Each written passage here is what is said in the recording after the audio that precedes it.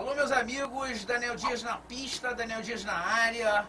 E hoje com um convidado muito especial aqui no programa Daniel Dias, no podcast Daniel Dias, o pastor Davi. Pastor Davi, ele é do Ministério Assembleia Madureira, que fica lá no Jacaré, o ministério dele, tá certo? Eu mesmo estive lá no sábado, o conheci faz 2 semanas, um homem de Deus, e vocês não perdem por esperar essa entrevista que, olha, vai ter temas polêmicos e vocês realmente vão ver um homem que não foge das perguntas, tá certo? Que esse é minha característica, gente que não foge de pergunta. Olha, agora é o momento da oração. Porque ele vive, posso crer no amanhã. Porque ele vive, temor não há. Em nome do Pai, do Filho, do Espírito Santo. Amém. Amém.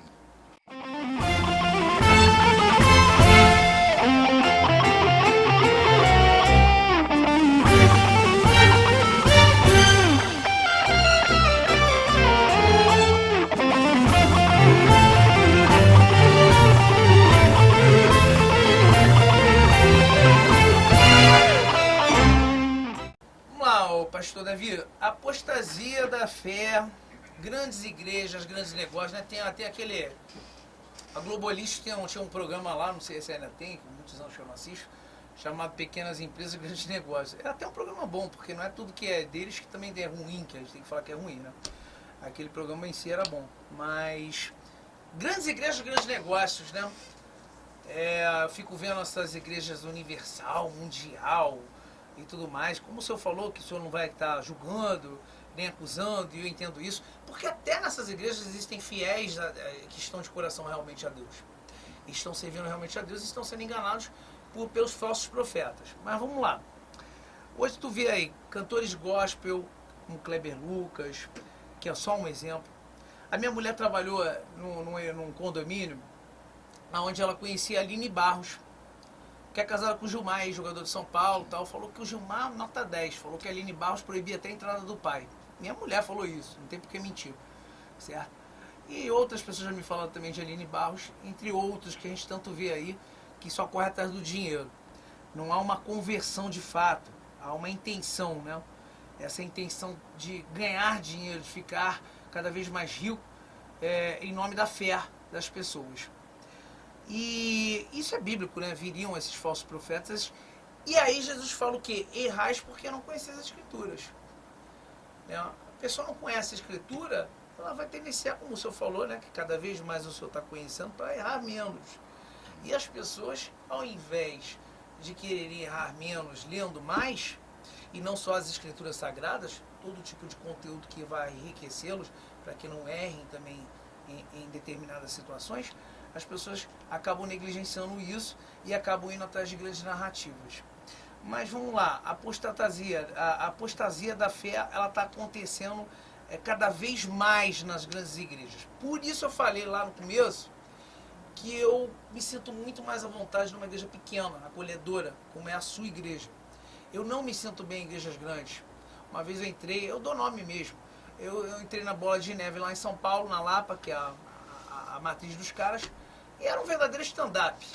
Era um desfile de moda, quem era mais bonito, aí o pastor fazendo piada lá no púlpito, e exortação que é bom nada. Então eu corro atrás de igrejas que tem uma exortação, que falem coisas que vão machucar realmente, certo? E quem que hoje está interessado realmente, né, em ouvir a verdade, ouvir aquilo? Vou dar até um exemplo de um cara que é mundano, o Bolsonaro. É um cara que defende os valores cristãos. O cristão já tem que votar num cara que defende pelo menos os valores cristãos, certo? Já é o meu pensamento. E aí o Bolsonaro, a gente vê a forma como ele falava de pandemia, falava de tantas coisas aí, e as pessoas, eu não gosto do jeito dele de falar. Primeiro que ninguém vai casar com ele. A gente tem que ver, analisar o governo. Segundo, que o jeito dele de falar é o que está faltando muitas vezes até em alguns pastores aí que ficam falando muito legalzinho e tal. O cristão tem que falar, doa quem doer, e tem que ser duro mesmo. Não tem que ter negócio de ficar maciando muito, não. Então, assim, o Bolsonaro muitas vezes faz até o papel de muitos pastores que não fazem. Lógico, guardadas as proporções no caminho dele da política. Mas falava muitas coisas duras, assim. Mas eu acho que a vida é isso, tá um mimimi terrível nos dias de hoje. Não se pode falar mais nada, quando se fala é insensato, é insensível, é isso, é aquilo. A apostasia das grandes igrejas, essas grandes igrejas, grandes negócios. O senhor se sente bem numa grande igreja, onde o pastor nem olha na sua cara, não sabe nem quem o senhor é? Ou o senhor ainda se sente bem naquela igrejinha que eu conheci, tão gostosa, que não me deu nem vontade de ir embora? Eu até fui chamar o senhor para que eu ia embora no meio do culto por causa de horário, mas eu não queria ir embora. Juro por Deus, eu não queria ir embora. Eu queria ficar até o final. Fiquei até o final e foi benção. Até chorei, porque a pregação foi dirigida para mim também. Fala sobre isso, pastor. Bem, Daniel, eu entendo biblicamente que a igreja de Cristo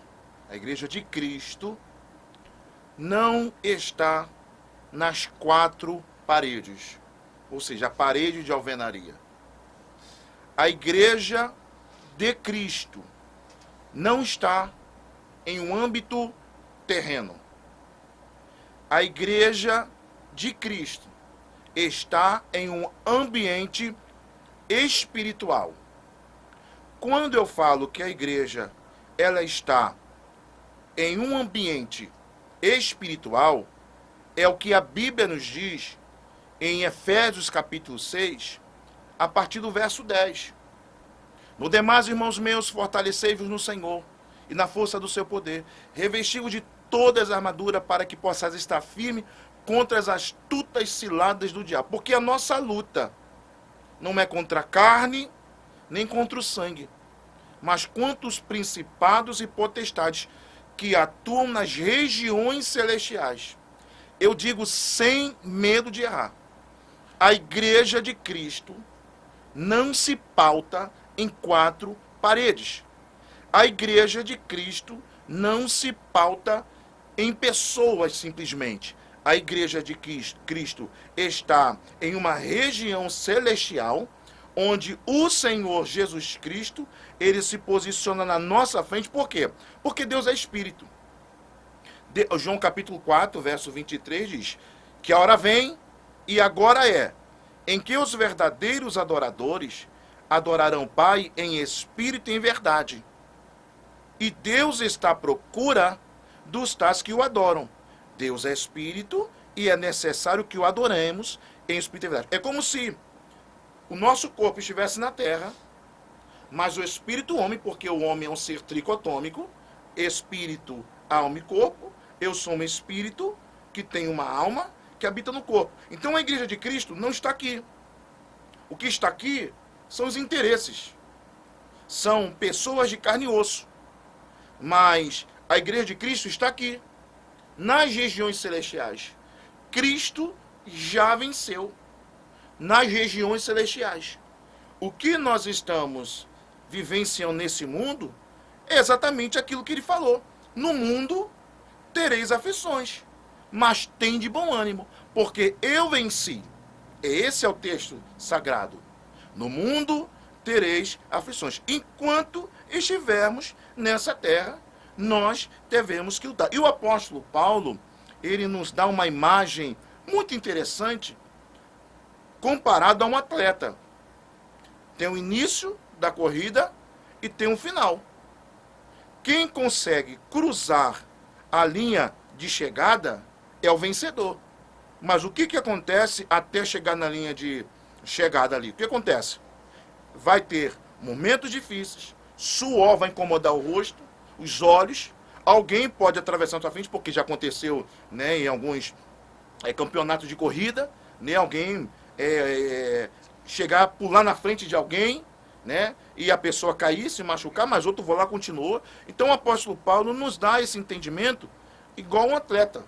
Assim como o apóstolo Paulo também nos dá uma imagem de soldado. Estamos nessa terra como um soldado. E um soldado, eu já fui militar, um soldado, ele precisa militar de uma maneira justa. A ponto de o apóstolo Paulo dizer, ser fiel até a morte, dar-te-ei a coroa da vida. Agora, concernente aos nomes que você citou, infelizmente, não é que seja infelizmente, somos seres humanos, estamos suscetíveis a tudo isso, a todo tipo de erro.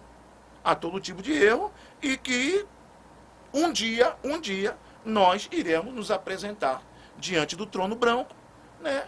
E lá vai ter o julgamento, né? Alguns, o nosso Senhor Jesus vai dizer: vinde bendito do meu Pai, possui por herança aquilo que está preparado desde a fundação do século. E outros eles vão dizer: apartai-vos de mim, maldito, que eu não vos conheço. Seja crente, seja não crente, quem estava de paletó, quem estava de gravata, isso não importa. Um dia nós iremos nos apresentar diante de Deus e um dia as máscaras vão cair e a verdade vai aparecer, mas não sou eu que vou julgar, é o próprio Senhor. Não, eu sei que nós não devemos julgar, mas é bíblico que viriam os falsos profetas. É em cima disso que eu perguntei para o senhor. Sim. A apostasia da fé está acontecendo. Entenda bem, Daniel, sobre a apostasia da fé, é de fato alguém que não conhece quem é Cristo. As pessoas falam que conhecem Deus, mas na verdade não conhecem. Porque se conhecesse Deus, para conhecer Deus, tem que conhecer primeiro o Filho. E quem é o Filho de Deus? Jesus Cristo. Então, quando você... É um texto que eu amo, esse texto, que diz que aquele que experimenta do verdadeiro amor de Deus, nunca mais o deixa. Infelizmente, nós temos uma história na Bíblia sobre Abacuque. Abacuque, um levita músico, que adorava a Deus no templo de Salomão. Ele sabia o que era uma adoração genuína.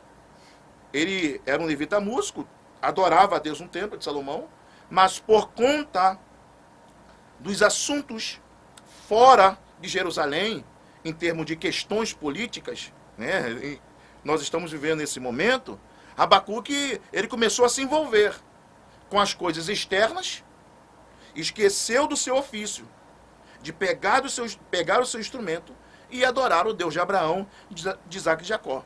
No entanto, você vê que o próprio capítulo 1 até a metade ali do capítulo 2 de Abacuque, Abacuque só sabe questionar. O que aconteceu com Abacuque? Uma apostasia. Porque ele começou a ver as nações vizinhas se desviando e adorando outros deuses, e ele começou a colocar na mente também por que isso. Porque há um questionamento muito... Por quê? Se você pegar a figura de Abacuque, é como se fosse um jovem universitário que está iniciando uma carreira na universidade e começa o questionamento. Por que isso? Por que aquilo? Por que Deus vai permitir isso? Só que Deus fica em silêncio para Abacuque. Até o capítulo 2, a metade ali mais ou menos. Só que no capítulo 2, da metade para baixo, Deus se revela para ele. Abacuque, eu entendo os teus questionamentos. Eu entendo por que você está me perguntando tanto, mas eu não estou respondendo. Agora eu te respondo o seguinte: está acontecendo isso, mas sou eu que estou no controle. Então é Deus que estava no controle. E Abacuque começou a questionar por que isso, por que aquilo, por que uma nação mais ímpia do que a nossa, no caso a Babilônia, vai invadir Jerusalém e vai nos levar cativo. Esse era o questionamento, mas por conta da desobediência. E a desobediência, gente, não é da parte de Deus. Não é porque Deus é mau. Deus é bom o tempo todo Deus é bom. O homem que escolhe os seus caminhos. E quando você escolhe o caminho da apostasia, é como se fosse um enfraquecimento espiritual. Não acreditando mais no poder de Deus e naquilo que Deus ele pode fazer.